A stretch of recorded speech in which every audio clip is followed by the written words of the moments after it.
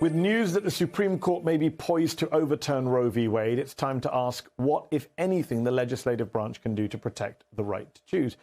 Democrats, including Bernie Sanders, Amy Klobuchar, AOC, and more, have already called for legislation that would codify Roe as the law of the land. And in fact, the House of Representatives already passed the Women's Health Protection Act last year. That bill would enshrine the right to abortion in federal law and guard against any new abortion restrictions at the state level. Okay, great. So what went wrong? With Vice President Kamala Harris's tiebreaker, Democrats have a majority in the Senate. So why hasn't the Women's Health Protection Act passed the Senate and landed on President Biden's desk for a signature? Because filibuster. Because Republicans and, yes, Joe Manchin would not let the bill even get a debate on the floor. And if you were wondering, so-called pro-choice Republican Senators Susan Collins and Lisa Murkowski also voted to block debate. So Democrats fell short of the 60-vote threshold they needed. Can they change that, improve on that come November? Because as of yesterday, Democrats in Congress were heading for defeat in the midterms, but today there's talk of them holding on to it, even gaining seats come the crucial November elections. According to Politico, just hours after the draft opinion leaked, Democrats privately predicted that the potential decision by the court's 5 conservative majority would energize their base and drive up turnout in November.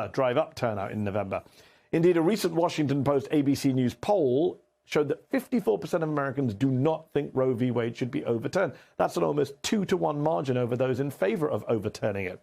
What's more, the same poll found that 53% of independent voters want to keep Roe. It's enough to give you flashbacks of 2018. Justice Brett Kavanaugh's confirmation hearings took place in September, just weeks before the midterms. His controversial appointment galvanized Democratic voters, leading to the highest voter turnout rate for a midterm election in more than 100 years. Republicans lost support among college-educated white women, and Democrats regained control of the House. Of course, for Democrats in a perfect world, there would be no judicial threat to Roe or to Casey. But the tragic reality is that whether or not women have a right to an abortion going forward, by all indications, will be determined by legislatures. That is to say, by elections. So will that be enough motivation for voters to turn out and elect lawmakers who will defend those rights? Let's bring in Christina Greer, Associate Professor of Political Science at Fordham University, and Liz Plank, columnist for MSNBC and host with The Recount. Thank you both for joining me. Liz, we saw a spike in voter turnout after the Kavanaugh hearings in 2018 and the Women's March in 2017. Do you think that this draft will similarly galvanize Democratic voters later this year? I think it will. We're already seeing even Republicans sort of talk more about the leak than talk about what the leak means, right? And talk about how this means the end of Roe. The end of Roe, as you really laid out beautifully in your intro, is deeply unpopular. When we say that America is divided on abortion, it just simply is not true. A lot of people are divided in terms of whether they would have an abortion. There we have a pretty even split. But when it comes to saying that I don't want other people to get an abortion and I want Roe to be overturned, it is not just deeply unpopular with progressives and Democrats and independents, but even with Republicans themselves. The majority of Republicans don't even want that. And even when we go into red states and blue states beyond, both of them, we cannot find a single state where there's more than 30% of people who want this. So there is no state even that can have a single majority that is in favor of this. And so it is deeply unpopular. It is deeply dangerous. So this will be something that Republicans, I think, are going to be pretty worried about. Christina, Hillary Clinton warned us that this would happen years ago. Have a listen. We're going to fight to preserve Roe v. Wade. We're going to fight for women's issues. And these are literally, in my mind, on the ballot because of what Trump has said and the positions that he's taken. And we already know the kinds of people that Trump has said he wants to appoint if he were ever in that position, heaven forbid. And who are they? They are people who would reverse Roe v. Wade. Donald has put forth the names of some people that he would consider. And among the ones that he has suggested are people who would reverse Roe v. Wade and reverse marriage equality. Christina, I wasn't the biggest fan of Hillary Clinton back in 2016, but she was undoubtedly right about this, and far too many people were complacent about the Supreme Court threat that Donald Trump and the GOP posed. Absolutely, Mehdi. But, as a person of color in this country, we know that every gain that we have received, most of them relatively recently, can always be undone. And so we saw this with the Voting Rights Act, and there was a lot of fear that with the rollback of the Voting Rights Act, that would take away our ability to vote for and against individuals who would then support Supreme Court justices in the Senate. And so it's an interconnected web that some of us were very fearful of. But Liz is absolutely correct, Mehdi. Even though a woman's right to choose is still quite popular, so many people don't have complete access to the ballot. And so the individuals that they're able to vote for come November or even in 2024, it's just a lot more difficult for Democrats to get out there and actually express themselves. And we also know that Democrats aren't great at messaging. So this should be a slam dunk and a no-brainer. We should be galvanized as a party to go to the polls. The problem is Democrats don't know how to take advantage of these types of opportunities and really walk voters through. Democrats, independents, and even weak-leaning Republicans to say this is an overreach. It has nothing to do with being pro-life, because we know that the Republican Party doesn't care about that. It is a choice or an anti-choice. It's a governmental policy. And so hopefully the Democratic Party will be able to articulate this type of vision and really move public opinion in November. Christine, I was tweeting earlier about how the Democratic Party is busy self-flagellating over some activists saying defund the police. Meanwhile, the Republican Party pushed one of the most unpopular policies in America and are heading for control of the House. Liz, let's go from Hillary Clinton getting everything right in 2016 on this issue to Susan Collins getting everything wrong in 2018. Have a listen. I do not believe that Brett Kavanaugh will overturn. His precedents are overturned all the time. They aren't overturned all the time. And listen to the standards that he put forth in his conversation with me and also in the hearing. He says for a precedent, a long-established precedent like Roe to be overturned, it would have to have been grievously wrong and deeply inconsistent. He noted that Roe had been reaffirmed. Liz, today she released a statement sounding surprised about the flip, saying it would be completely inconsistent with what Justice Gorsuch and Justice Kavanaugh said in their hearings and in our meetings in my office.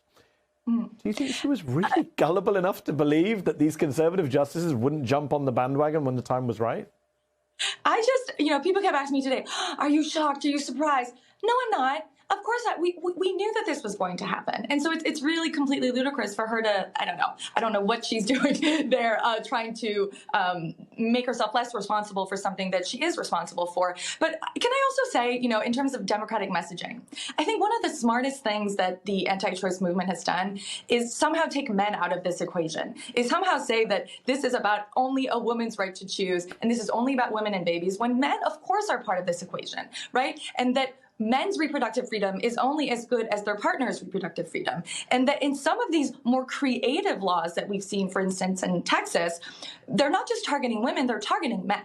Right? It's not just a woman who can be found liable if she gets an abortion. It's her boyfriend who paid for the abortion. It's the Uber driver who drove her to the abortion clinic. So it's very important for men to realize, and for Democrats to really message this properly, that when men open the door to women's reproductive freedom and bodily autonomy being restricted, they're opening the door for men's to be jeopardized too. And so we really must make this, yes, about women's rights, but also about privacy, about bodily autonomy, about the state not being involved in our most private and personal decisions.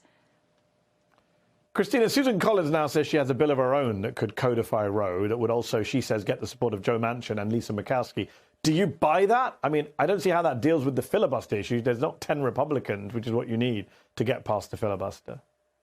Right. I don't buy anything that Susan Collins is selling, and now she's pretending to be a deer in the headlights. And gee golly, I had no idea that, Brett Kavanaugh would lie to my face in the office. I really do hope, though, that, Chuck Schumer, who is the head of the Senate for the Democrats, will figure out a way. Think about Mitch McConnell, Chuck. Think about the ways that Mitch McConnell was able to push through his agenda or prohibit someone else from having an agenda when he was in charge. And so I really have been saying this ever since Chuck Schumer became the majority leader. I need a little bit more Brooklyn street ball from Chuck Schumer that we have yet to see so he can figure this out, right? He always says he's from Brooklyn, and it's like, I need to see it. Since you mentioned Mitch McConnell there, Liz, have a listen Christina mentioned Mitch McConnell. Liz, have a listen to Mitch McConnell. Have a listen to this. One of my proudest moments is when I looked at Barack Obama in the eye and I said, Mr. President, you will not fill this Supreme Court vacancy. Liz, you mentioned the role of men in all this. I feel like that one man we just saw is responsible for everything that's happening here. Absolutely. And look, Joe Biden's statement today made a lot of people angry, right? A lot of progressives don't want to be told, well, just elect more pro-choice people to office, because that's what Democrats have been doing.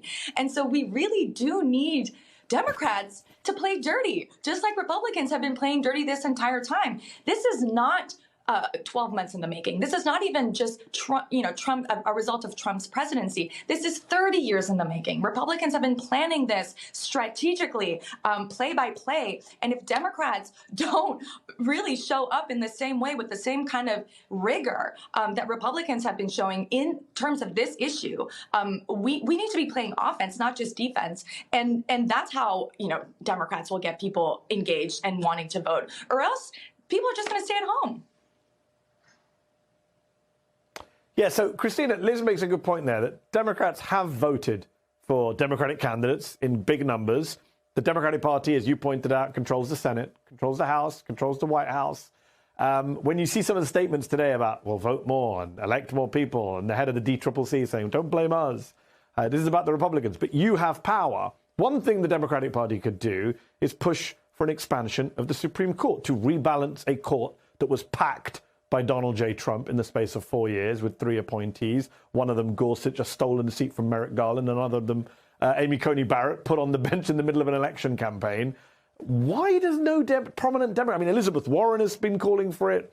Others have called for it. But Joe Biden, silence. Nancy Pelosi, silence. Chuck Schumer, silence. Expand the court. If not now, when?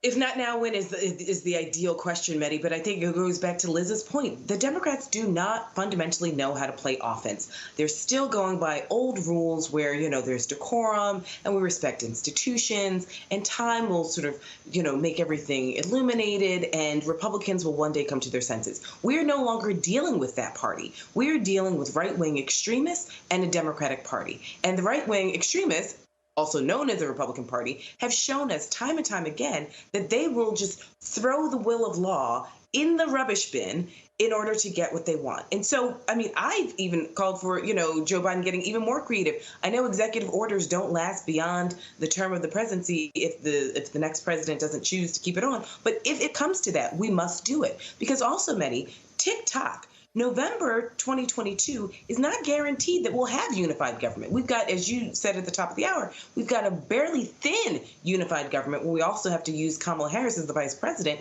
to give us the votes we need in the final hour. So there's no guarantee that Democrats will keep unified government in November. And if they don't have the majority in the Senate or the House, nothing will get done. We've seen Republicans say, just like they did in the Obama era, we want to make sure that you have 0 wins in your column for any sort of policy issues. So it's really time for Joe Biden and Chuck Schumer and Nancy Pelosi to get beyond creative and start thinking of ways to save this democracy, because that's the larger question.